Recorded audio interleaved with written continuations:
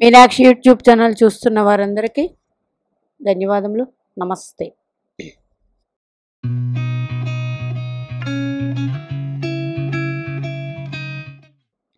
అష్టమ స్థానంలో గ్రహాల స్థితి ఉంటే మీ జాతక చక్రంలో లాభాలు అదృష్టాలు ఎలా ఉంటాయి? మరి అష్టమంలో గ్రహాలుంటే షష్టాష్టమ వ్యయాల్లో గ్రహాలుంటే అంత మంచిది కాదు కదండి అని చెప్తారు కదా. మరి మన జన్మజాతక చక్రంలో గ్రహాలు ఎక్కడో దగ్గర ఉంటాయి, అది అష్టమంలో ఉంటాయా భాగ్యంలో ఉంటాయా అనేది పక్కన పెడితే మనకి 12 భావాలు మంచి చేస్తాయండి. ఇప్పుడు మన ఇంట్లో ఒక ఇల్లు అన్నాక ఒక గదో, రెండో, మూడో, నాలుగో ఉంటాయి కదా. మరి 4 గదులు మనకు ఉపయోగపడేవే కదా. బాత్రూమ్ ఉంటుంది. బాత్రూమ్ అంటే అది ప్రొద్దున్న లేవగానే మనం కాలకృత్యాలు చేసుకునేది బాత్రూమే. అంటే ప్రొద్దున్న లేచిన తర్వాత మనం చేసే పనే ఫస్ట్ కాలకృత్యములు. మరి ఆ గది అనేది లేకపోతే ఇంట్లో ఎంత కష్టమో. బాత్రూమ్ అనేది లేకపోతే ఆ రోజు చేయవలసిన పనులు ముందుకు సాగుతాయా? అంటే ఒక మనిషి ఎక్కడి నుంచి మార్నింగ్ లేవగానే లైఫ్ స్టార్ట్ చేస్తారు? మరి బాత్రూమ్ నుండే. అక్కడ మనకి మనం సరిగ్గా కడగకపోయినా, ఆ బాత్రూమ్ సరిగ్గా క్లీన్ చేయకపోయినా దాని నుండి వచ్చే వాసన అన్నది బాగోదు. అలా అని ఆ బాత్రూమే మనకి ప్రొద్దున్న లేవగానే కాలకృత్యాలు తీర్చుకోవడానికి ఉపయోగపడేది. అంటే ఆ గది చాలా చాలా చాలా ముఖ్యం. రాత్రి నిద్రపోయే గది ఎంత ముఖ్యమో ప్రొద్దున్న లేవగానే మనం కాలకృత్యాలు తీర్చుకునే గది కూడా అంతే ముఖ్యం. మరి ఆ 2 గదులు ఎంత ముఖ్యమో అప్పుడు ఆ 2 గదులు మనకి ఎట్లా ఉంటే మంచిగా మనకి బెడ్రూమ్ అట్మాస్ఫియర్ ఎట్లా ఉంటే చిందరవందరగా బట్టలు అవి పడేసుకొని చిందరవందరగా ఆ గది అంతా ఉంచుకుంటే నిద్ర పడుతుందా? ఆ గది నీట్గా ఉండి మనకు నచ్చిన భగవంతుని ఫోటోవో సీనరీయో ఏదో ఒకటి గోడ మీద ఉండి, మనకు నచ్చిన మన ఫ్యామిలీ ఫోటో గోడ మీద ఉండి, మనం పడుకునే ముందు దైవధ్యానం చేసి నిద్రపోతాం. అంటే ఆ గది చాలా ఆహ్లాదంగా ఉంటే, అది చిన్న గది పూరి గుడిసైనా అండి, ఆహ్లాదంగా ఉంటే నిద్ర సరిగా పడుతుంది. అందుకని ఏ గదికి ఆ గది క్లీన్ అన్నది కంపల్సరీ ఉండి తీరాల్సిందే. మరి ఉండి తీరాల్సిందంటే మనము చేసుకోవాలి. అంటే ఇప్పుడు జ్యోతిష శాస్త్రపరంగా 12 గదులు మనకి చాలా అవసరం అండి. లగ్నం అంటే తనుభావం, ద్వితీయం అంటే మన కుటుంబం, మన మాట, తృతీయం అంటే మన చుట్టుపక్కల వాళ్ళు, మనం ఎవరితో మాట్లాడుతున్నాము, ఇవన్నీ. చతుర్థం అంటే మన తల్లి, మన జన్మభూమి, ఇవన్నీ. పంచమం మన జ్ఞానం, షష్ఠ స్థానం మన ఆరోగ్యం ఎలా ఉంటుంది, సప్తమం మనకు వచ్చే పార్ట్నర్ ఎలా ఉంటారు, అష్టమం ఆయుష్ ఎలా ఉంటుంది, మనకి ఏమేమి రహస్యాలు ఉన్నాయి, అట్లాగే నవమం భాగ్యస్థానం, దశమం మనం ఉద్యోగం చేసే కర్మస్థానం. ఇవన్నీ కూడా మనము ఏ ఏ లాభాలు, భూమి భవనాల పైన లాభాలు పొందాలా, స్నేహితుల వల్ల, ఇంట్లో వాళ్ళ వల్ల, ఏ లాభమైనా సరే లాభస్థానం నుండి. మరి వ్యయస్థానం, మనము ఒక పని చేసాము, అది మంచి పనా చెడు పనా, దానివల్ల మనకి ఎంత మంచి జరుగుతున్నది అనేది 12వ స్థానం చూస్తాము. మరి అదే మరి ఇందాక చెప్పింది గృహం అంటే చతుర్థము. మరి ఆ గృహంలో నిద్రించేది 12వ స్థానమే. సుఖస్థానం ఎలాగో అట్లాగే నిద్రాస్థానం కూడా 12వ ఇల్లే. అందుచేత ఈ 12 గదులు మనకి మంచి చేసే గదులేనండి. ఏ గది నుండి మనం చెడు అన్నది ఊహించకూడదు. ఇది ఫస్ట్ పాయింట్. మరి ఈరోజు అష్టమం తీసుకున్నాం. ఎందుకు అష్టమం? అష్టమ రాశి వృశ్చిక రాశి, కాలపురుష కుండల చక్రానికి జలతత్వపు రాశి, కుజగ్రహం అధిపతి. చూడండి, ఇదే కుజగ్రహానికి మొదటి రాశి ఇచ్చారు మరి మన ఋషులు. ఆ మొదటి రాశి అగ్నితత్వం. అగ్నితత్వం, అగ్ని అంటే మరి ఫైర్ అంటే మనిషి ఎట్లా ఉండాలి? ఒక ఫైర్ బ్రాండ్ లాగా. ఎవరినైనా చూస్తే ఆమె ఫైర్ బ్రాండ్ అని చెప్తారు, అంటే ఎనర్జెటిక్. అదే లగ్నానికి కుజునికి ఇచ్చి మళ్ళీ అష్టమానికి కుజుడికే ఇచ్చారు. ఇక్కడికి వచ్చేటప్పటికి అది జలతత్వం అయ్యింది. జలము అంటే నీరు, నీరు అంటే చంద్రుని సంకేతం. ఓకే, ఎమోషనల్,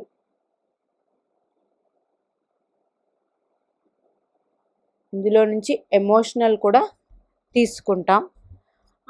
ఇందులో నుండే మనిషి యొక్క డీప్ లోతైన ఆలోచనలు, రహస్యాలు, అలాగే పూర్వజన్మ సంబంధాలు, ఈ జన్మలో మనకి ఎవరెవరు పరిచయం అయి ఉన్నారో అందులోని మనకి నచ్చిన వారు, మనకి అంటే ఆత్మకు దగ్గరగా ఉండేవాళ్ళు ఒక్కరోజు కలిసినా సరే అది పూర్వజన్మ సంబంధం ఉంటేనే దగ్గర అవుతారు. ఇది అష్టమ స్థానం నుంచే తెలుసుకుంటాం.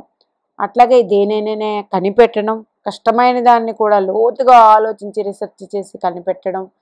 అట్లాగే ఇదే అష్టమ స్థానం నుండి మనకి ఋషులు అందించారు సడన్గా జరిగే మంచి చెడులు కూడా.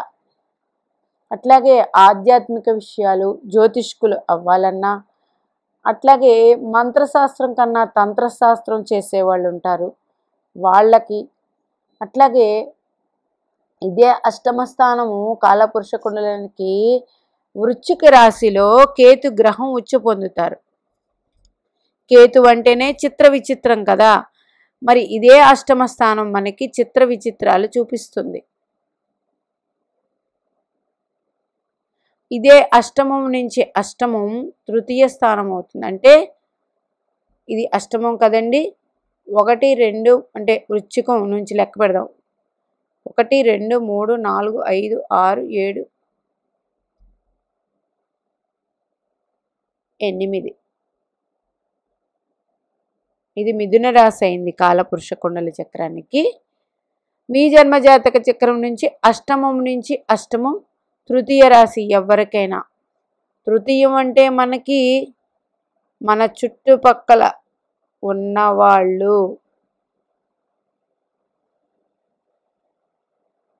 వీళ్ళే వస్తారు. ఇది అష్టమం నుండి భవద్భావం నుంచి తీసుకుంటే అష్టమం అవుతుంది.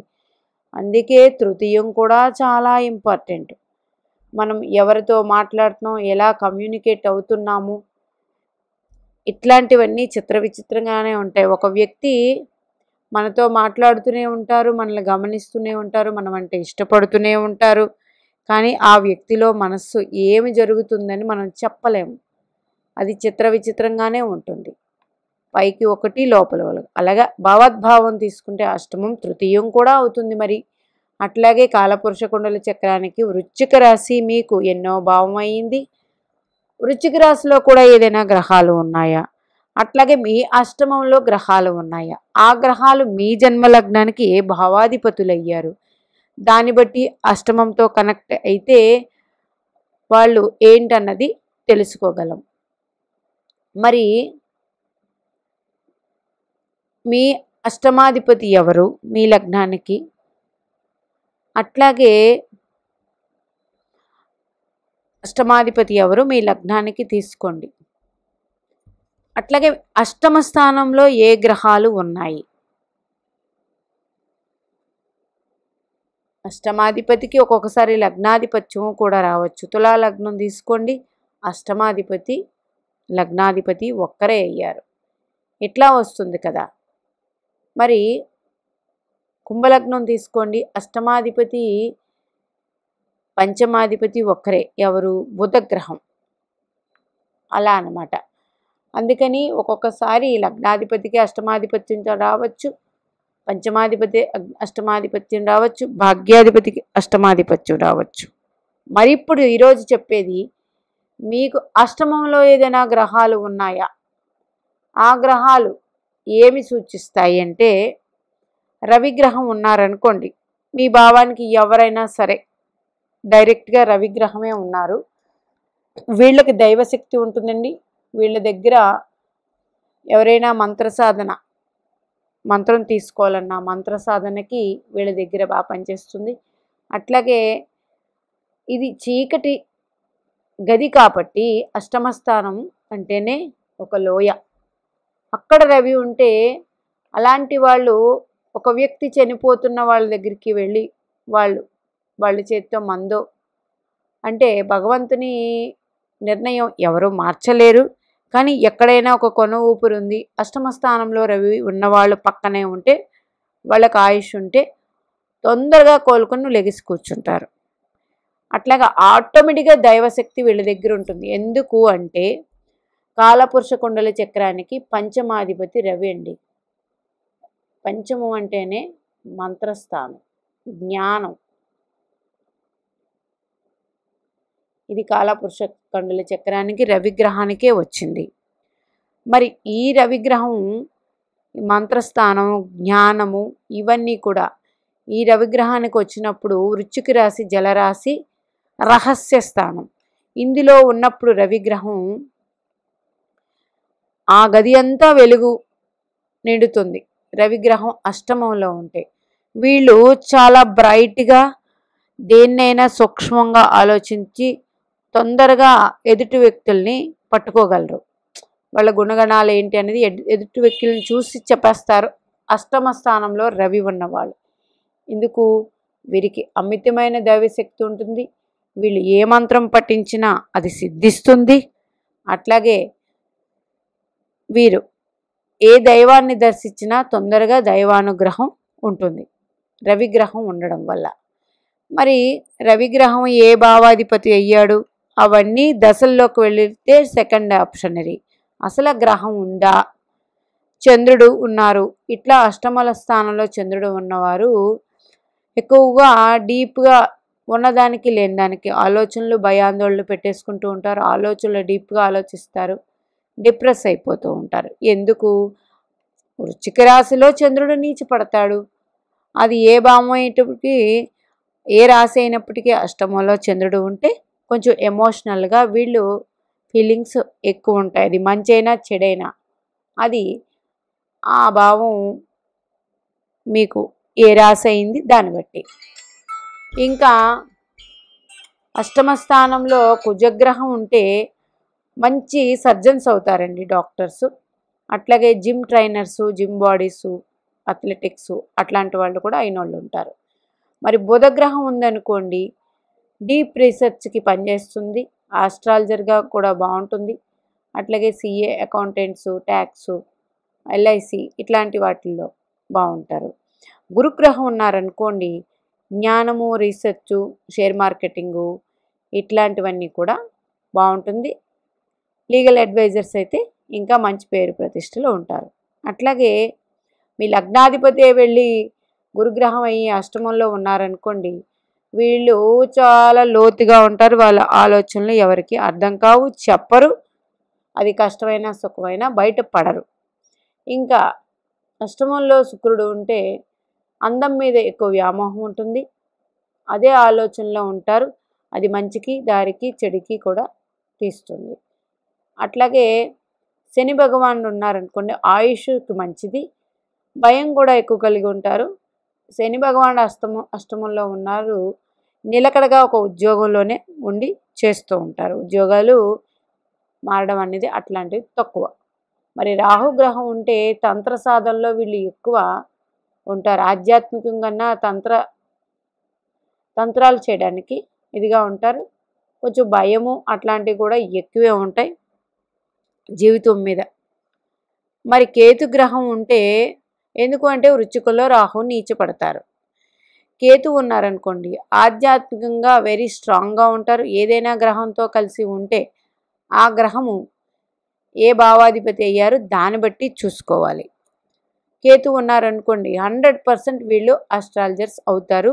కేతువుకి ఆ రాస్యాధిపతి కేతు ఉన్న రాస్యాధిపతికి లగ్నాధిపత్యమో పంచమాధిపత్యమో భాగ్యాధిపత్యమో వచ్చిందనుకోండి 100% ఆధ్యాత్మికంగా స్ట్రాంగ్గా ఉంటారు. ఇందులో తిరుగులేదు. మంచి ఆస్ట్రాలజర్స్ అవుతారు. మంచి అడ్వైజర్స్ అవుతారు. వీళ్ళు ఇచ్చే సలహాలు అవతల వాళ్ళకి బాగా పనిచేస్తాయి.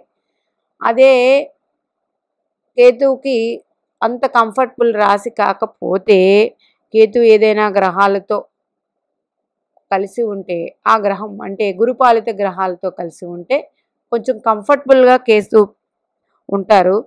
శనిపాలిత గ్రహాలతో అంత కంఫర్ట్తో ఉంటారు. అంటే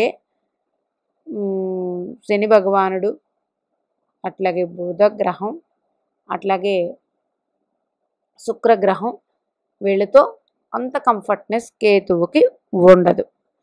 గురుపాలిత గ్రహాలతో అయితే 100% రవికేతువులు, చంద్రకేతువులు ఇట్లాంటి వాళ్ళు, గురుకేతువులు ఇట్లాంటి వాళ్ళకి మంచి ఆధ్యాత్మిక చింతన, ఆస్ట్రాలజర్సు ఇట్లాంటివన్నీ ఉంటాయి. ఆ రాశి కంఫర్టబుల్ రాశి అయితే కేతువుకి. ఇట్లాగా ఏ ఏ గ్రహాలతో కలిసి ఉన్నాయి దాని ప్రభావం. కేతువు కానీ ఏదైనా గ్రహాలతో కలిసి ఉంటే ఆ గ్రహం మెచ్యూరిటీ లెవెల్స్ వరకు వీరికి అభివృద్ధి అనేది ఆ స్థానం నుంచి అందుకోలేరు. అంటే కేతువు 48 నుంచి తీసుకోండి. రవిగ్రహమే ఉన్నారనుకోండి అది లాభస్థానం అయ్యి రవిగ్రహం అష్టమంలో ఉన్నారు. మీరు ఏం సంపాదించినా ఏం సాధించాలన్నా 48 సంవత్సరాల వరకు అంటే కేతు వయసు 48 కాబట్టి. అట్లాగే రవి గ్రహం వయసు ఒక 22 నుండి స్టార్ట్ అవుతుంది కాబట్టి 22 వరకు కొంచెం ఇబ్బంది అయితే ఉంటుంది. జ్ఞానం అంతా ఉండదు వీళ్ళకి. 22 తర్వాత ఒక కొద్దిపాటి జ్ఞానం వస్తుంది. ఆ జ్ఞానంతో పూర్తిగా ఏమైనా సాధించాలంటే 48 సంవత్సరాల వరకు ఆగవలసిందే. ఇట్లాగా ఉంటాయి. ఏ భావాధిపతి అయ్యారో ఆ భావాధిపతి నుంచి అనుభవించాల్సిన మంచివన్నీ కూడా లేట్ అవుతాయి. అంతేగాని చెడు చేయరు. అదే గురుపాలిత గ్రహాలైతే 100% మంచిదే. అదే కేతు కంఫర్టబుల్ రాసి అయితే ఇంకా మంచిది. ఇట్లాగా ఎందుకంటే కేతు అంటేనే చిత్ర విచిత్రం. కేతువు వర్ణం కూడా చిత్ర విచిత్రంగానే ఉంటుంది. కేతువు ఇదే వృశ్చిక రాశిలో ఉచ్చు పొందుతారు. అష్టమ స్థానం కుజగ్రహ రాశి. ఈ అష్టమ రాశిలో విశాఖ, అనురాధ, జ్యేష్ఠ నక్షత్రాలు ఉంటాయి. అంటే గురు నక్షత్రం, శని నక్షత్రం, బుధ నక్షత్రం ఈ 3 ఉంటాయి. ఈ 3 నక్షత్రాల్లో మీకు కానీ ఏదైనా గ్రహాలు ఉంటే ఆ గ్రహాల లగ్న పంచమ భాగ్యాధిపతులు అయితే మీకు ఆటోమేటిక్గా మంచి జ్ఞానం ఉంటుంది. మరి అష్టమ స్థానం వల్ల ఇన్ని లాభాలు ఉన్నాయి. నష్టాలు ఏంటనేటప్పటికీ ఒక పాపగ్రహం ఉంది. ఆ పాపగ్రహానికి ఇంకొక పాపగ్రహం దృష్టి ఉంది. ఆ దశలో వచ్చినప్పుడు కొంచెం ఆరోగ్యరీత్యా అట్లాగే యాక్సిడెంట్స్ అట్లాంటి రీత్యా ఇవన్నీ కొంచెం చూసుకోవాలి. అష్టమ స్థానంలో మాకు ఏ గ్రహాలు లేవండి అంటే మీరు పెద్దగా ఆలోచించాల్సిన పని లేదు. మామూలుగా అష్టమాధిపతి దశ వచ్చిందండి, ఆయనకి ఇంకొక ఏదో ఒక భావాధిపత్యం వస్తుంది కదా, అప్పుడు రెండును. అయితే ఇక్కడ అష్టమ స్థానానికి కారకుడు శని భగవానుడు. అష్టమ వ్యయాలకి శని భగవానుడు అండి కారకుడు. మొత్తం ఈయన అండర్లో ఉంటుంది అష్టమం వ్యయం. ఇక్కడ చెప్పిన ఏ గ్రహాలు మీరు చూసుకున్నా అష్టమ వ్యయాలు కారకుడు శని భగవానుడు కాబట్టి మీ జన్మ లగ్నానికి శని లగ్న పంచమ భాగ్యాధిపతి అయితే అష్టమ స్థానంలో ఏదైనా గ్రహాలు ఉంటే ఆ గ్రహాలు మంచే ఇస్తాయి. శని భగవానుడు కారకుడు కాబట్టి. అట్లాగే ఎక్కువగా అష్టమ స్థానంలో గ్రహాలు ఉండి ఆ గ్రహ దశలో వచ్చినప్పుడు వీలైనంత యోగా చేసుకోవడమో, మెడిటేషన్ చేసుకోవడమో, ఆధ్యాత్మికం వైపు వెళ్ళిపోవడమో అట్లా చేస్తే మంచి మంచి ఫలితాలు పొందిన వాళ్ళు ఉన్నారండి. అట్లాగే అష్టమ స్థానంలో ఏ గ్రహాలు లేవండి, మాకు అష్టమాధిపతి దశ వచ్చింది. అష్టమాధిపతి దశ మీకు రవిచంద్రులదైతే ఒకే ఆధిపత్యాలు వస్తాయి కాబట్టి వాళ్ళే నేరుగా ఇస్తారు. శని భగవానుడు కారకుడు కాబట్టి ఆ శని భగవానుడికి మీ జన్మలగ్నానికి శుభుడైతే 100% బాగుంటుంది. అదే అష్టమ స్థానానికి మిగతా గ్రహాలకి రెండేసి, ఇప్పుడు కుజుడికి చూడండి 2 ఆధిపత్యాల కాలపురుషుడు, అలాగే శుక్రుడికి 2, శని భగవానుడికి 2, బుధుడికి 2, గురునికి 2, వీళ్ళిద్దరికీ 2 ఆధిపత్యాలు వస్తాయి కాబట్టి 2 భావాల ఫలితాలు అందిస్తారు. ఏది అష్టమాధిపతి దశ వచ్చినప్పుడు. అట్లా కాకుండా అష్టమంలో గ్రహాలుండి వాటి దశ వచ్చినప్పుడు జన్మలగ్నానికి వాళ్ళు పాపి అయ్యారా శుభులయ్యారా చూసుకోవాలి. ఒకవేళ జన్మలగ్నానికి పాపి అయ్యి అష్టమంలో ఉంటే పాపత్వం అన్నది తగ్గుతుంది. ఎందుకంటే అది అండర్ గ్రౌండ్ కాబట్టి ఆ పాపత్వాన్ని అండర్ గ్రౌండ్లోకి పంపించేస్తుంది. ఇట్లాగా ఇన్ని రకాలుగా ప్రెడిక్షన్స్ ఉంటాయి. మరి మీకు అష్టమ స్థానంలో మా లగ్నాధిపతి వెళ్ళి కూర్చున్నారండి, మాకు లగ్న బలమే లేదు అని అంటారు. అష్టమ స్థానంలో లగ్నాధిపతి కూర్చున్నప్పుడు లగ్నకారకుడు రవి, అష్టమకారకుడు శని భగవానుడు వీళ్ళిద్దరికీ పడదు కాబట్టి అని చెప్తారు. అయినప్పటికీ లగ్నాధిపతి అక్కడ వెళ్ళి కూర్చుంటే వీళ్ళకి ఎక్కువ డీప్ రీసెర్చ్, డీప్ ఆలోచనలు ఉంటాయి. కొందరికి ఉండకపోవచ్చు వేరే గ్రహాల కాంబినేషన్ వల్ల. మాకుందండి, మాకు అలా లేదు అంటే వేరే గ్రహాల కాంబినేషన్స్, ఏ గ్రహాల దృష్టి ఉంది, ఇట్లాంటివన్నీ కూడా ఉంటాయి. అందుచేత అష్టమ స్థానంలో గ్రహాలు ఉండడం వల్ల నష్టమేమీ లేదండి, లాభాలే ఉంటాయి. చాలా మటుకు ఆడవారికి శుభగ్రహాలు ఉంటే 100% మాంగళ్య బలం. ఇట్లాగ మరి అష్టమంలో కుజగ్రహం ఉంది, కుజదోషం అని అంటే గట్టి దోషమే. ఎందుకు? కారకుడు ఎవరండి? ఇందాక చెప్పుకున్నట్టు శని భగవానుడు. కుజుడికి శనికి పడుతుందా మరి? అందుచేత ఎక్కువ ఉంటుంది. అట్లాగే వ్యయ స్థానంలో కుజుడు ఉన్నా అక్కడ కూడా శని భగవానుడే కారకుడు కాబట్టి శని ప్రభావం అష్టమ వ్యయాల మీద ఉంటాయి కాబట్టి అష్టమ స్థానంలో గ్రహాలు ఉండకపోవడం మంచిది అని చెప్పుతారు. అంతే, అంతకన్నా ఉండడం వల్ల లాభాలు ఉంటాయి, నష్టాలు ఉంటాయి. మరి 12 భావాల్లో గ్రహాలు ఉంటే ఆ గ్రహం వల్ల కూడా లాభం ఉంటుంది, నష్టం ఉంటుంది కదండి. అట్లాగే అన్నీ ఫస్ట్ చెప్పినట్టు మనకి మన ఇంటి గురించే తీసుకుంటే అందులో అదే గది వల్ల చాలా లాభం, అదే గది వల్ల ఇబ్బందులు. ఎందుకు ఇబ్బందులు? మనం ఆ గదిని శుభ్రపరచుకోం కాబట్టి. పరుచుకోంటే ఇప్పుడు వంట చేస్తాము, వంట చేసేసిన తర్వాత స్టవ్ను అట్లాగే వదిలేసేసి మనం భోంచేసేసి ఆ వంట స్టవ్ను వదిలేస్తే మనం ప్రొద్దున్న లేచి వెళ్ళేటప్పటికి ఆ స్టవ్ అంతా నూనె మరకలు, జిడ్డు, అక్కడ ఉన్న కాయగూరలు, తొక్కలు, తోళ్ళు ఆ స్టవ్ మీద కనిపిస్తే మీకు వంట చేయాలనిపిస్తుందా? లేదు కదా.